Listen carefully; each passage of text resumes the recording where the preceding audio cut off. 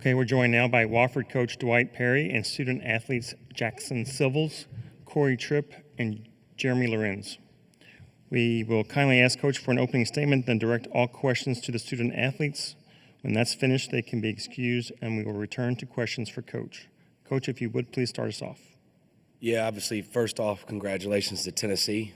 They're a really good team. They played really well. They're a 2 seed for a reason. They did a great job, I thought, executing their game plan on both ends. They're a tough and physical team, and obviously, Chaz Lanier really got going, which obviously helped them. But more than anything, really proud of our guys, really proud of this group. We talked about in the locker room that there's not going to be one game that's going to define what this team has accomplished. And at the end of the day, there's only 6 teams in Wofford basketball history that can say they've been able to play on this stage. And at a program that is rich in history and tradition, for this group, for these guys up here and the guys in that locker room, to be able to etch their name in Wofford basketball history is something that nobody can take away. And so really proud of this group. We shot the ball relatively well. There were definitely times where, we had some errors that probably, cost us being able to go on more runs and shorten the gap. But overall, couldn't be more proud of this group's effort. We fought until the end, and obviously we lost to a really good team. So really, really happy for our group of what we accomplished overall in this year. Questions for the student athletes? Fourth row on the left.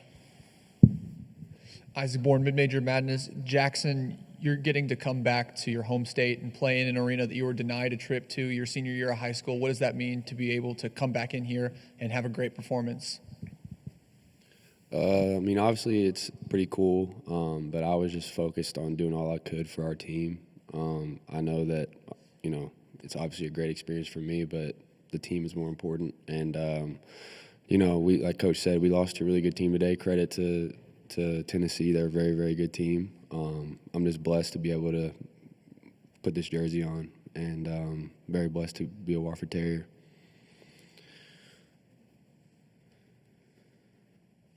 Second row on the left. Wes Rucker, 24/7 Sports. Corey, this so much gets made about what conference people play in and all going into this tournament and the difference in the physicality or the size. How much, if there is any, is there a difference, from what you see when you're in the conference season to coming here and playing a team like Tennessee? It's not much a difference. Mid-major, they got to start respecting it. A lot of guys on Tennessee, a lot of the best players came from mid-major. So, at the Division I level, there's not a huge gap anymore with the transfer portal. So, I don't see much of a difference.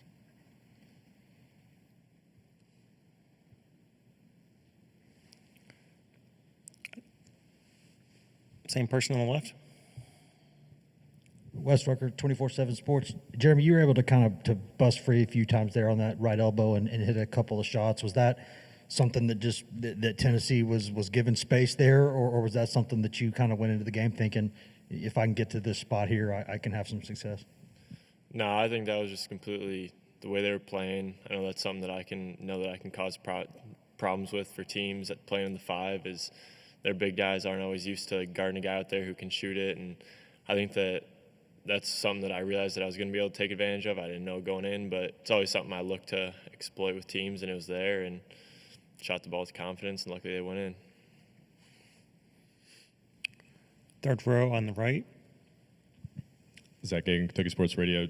Jackson, at the very end there, it looked like you were kind of waving goodbye to the crowd, giving them a little send-off when you were coming out. Just what was going through your head in that moment, and kind of what has this whole experience been like for you, the NCAA tournament? Yeah, I was just more so just thanking everybody for coming.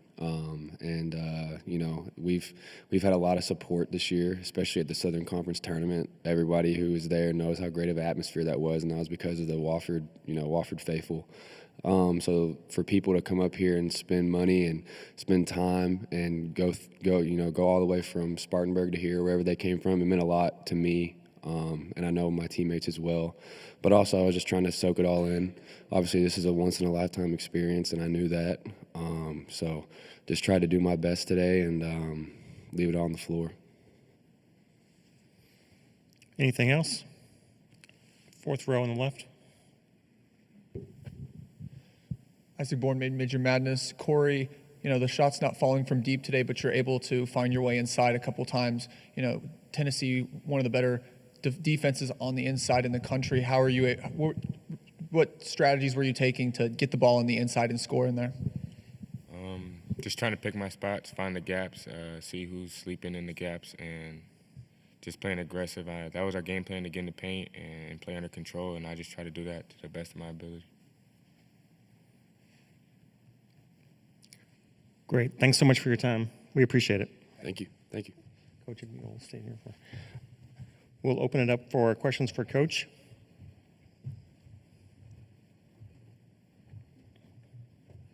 Okay, fourth row on the right. Cameron Drummond with the Lexington Herald Leader. Dwight, I know the focus was, I'm sure, on your players and team today, but obviously you getting the chance to coach an NCAA tournament game at a place that was, so much to you in your formative years. Can you just kind of describe any personal feelings, emotions, and just what today was like for you from that perspective? Yeah, I think a big part, a huge amount of gratitude. Fortunate to be able to experience a moment like this with a special group of players, special group of coaches, and obviously a lot of family and friends that were here as well.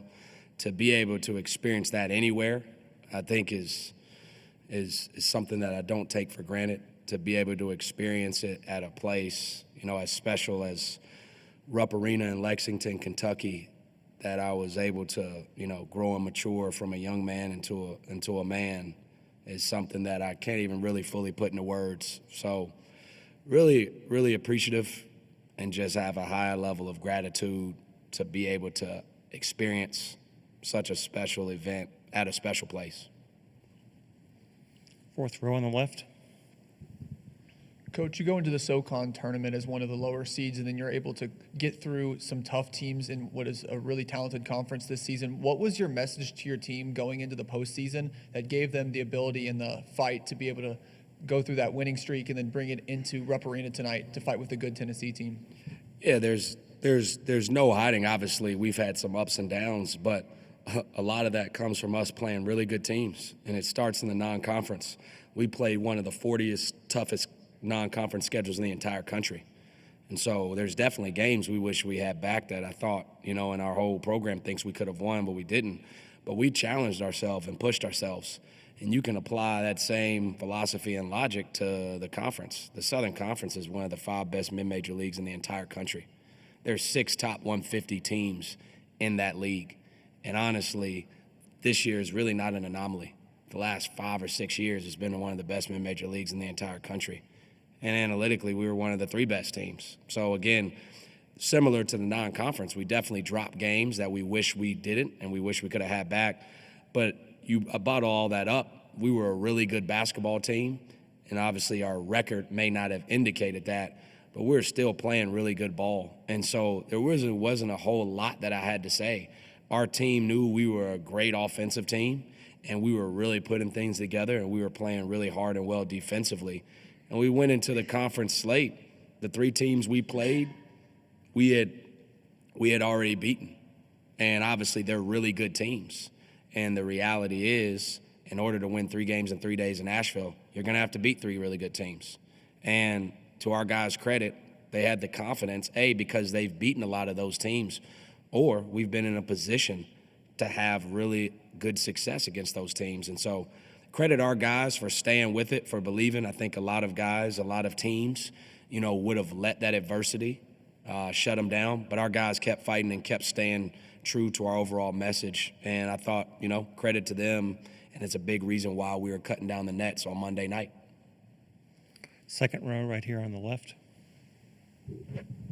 Wes Rucker, 24/7 Sports. Dwight, I don't know if anybody really has any secrets anywhere this time of year with all the film and all the analytics and everything, but it seems like for just all season, Tennessee's used a lot of different screens, but a lot of those when Lanier curls there around the elbow, and they just have a lot of success with that.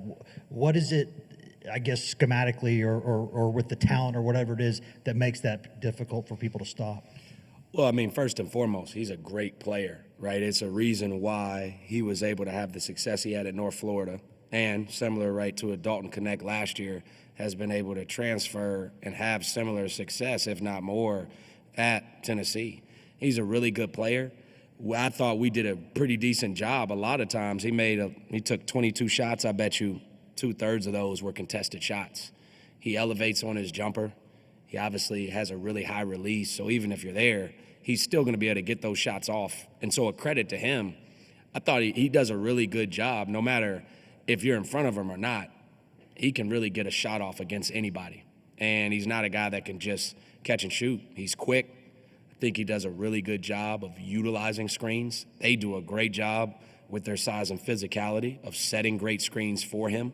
And so I think, anytime you face really good players and really good teams, right, there's, like to your point, there's no secrets, and you're not going to be able to pitch a shutout. You're going to have to live with certain shots. And I thought, by and large, to be honest, the shots he took, especially in the mid-range, those are shots that, for the most part, we would live with as a team. I think the biggest part for us is, going into halftime, they had a 50% offensive rebounding rate.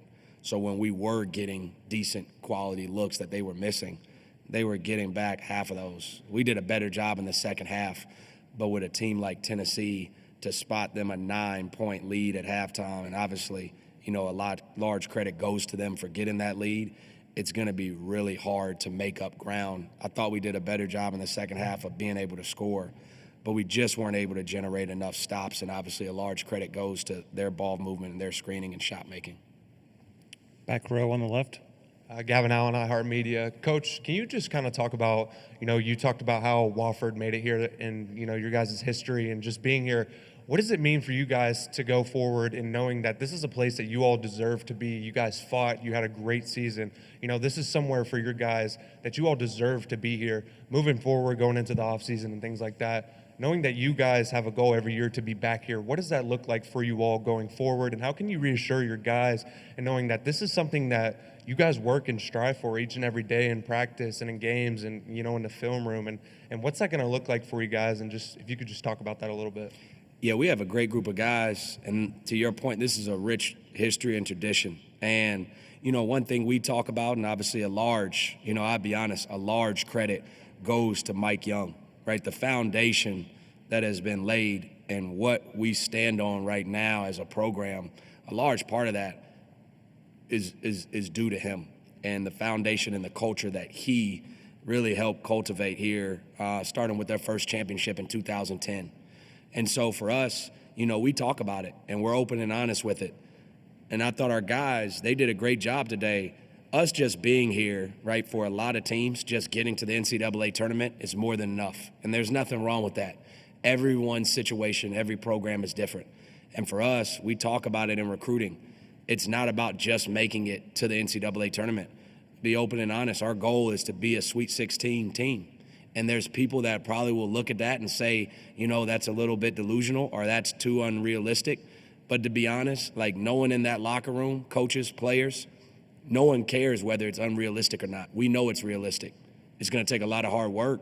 It's going to take, to your point, in the offseason of us getting back to working and being physically, mentally, and stronger. But we have the ability to do it. We have the guys in that locker room to be able to push this thing forward. We've done a great job over the last 15 years of being a staple in March Madness and the NCAA tournament. And moving forward, our goal is going to continue to push that forward and go above and beyond. We've done a really good job so far. And so for our guys in that locker room, their objective is going to be the same next year, to get to this platform and to be able to go above and beyond this first weekend. Back row left. Ethan Grant's Cats coverage. You talk about this being attainable for schools like you, and people think, oh, that's silly. But, I mean, the players mentioned it. The best players on these teams are mid-majors because of the transfer portal.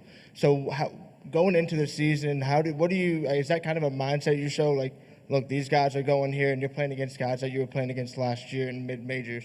Does that kind of give you guys a confidence that you guys do have a chance to get to that Sweet 16 like you said? Yeah, I think, to Corey's point, there's a lot of really good players everywhere across the board, whether it's low, mid, high, East Coast, West Coast, Southeast, Northeast. There's good players all across this country and, to be honest, all across the world.